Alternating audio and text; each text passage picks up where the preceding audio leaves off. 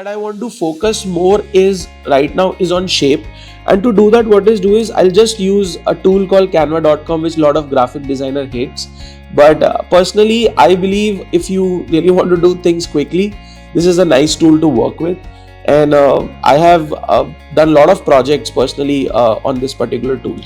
Now, what I want to show you is, let's suppose I added a text.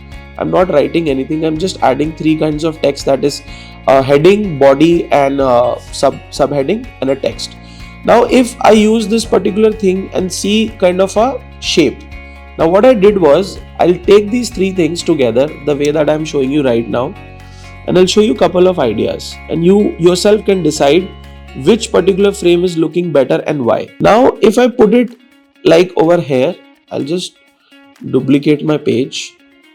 If I put it over here, I'll again duplicate my page. If I put it here,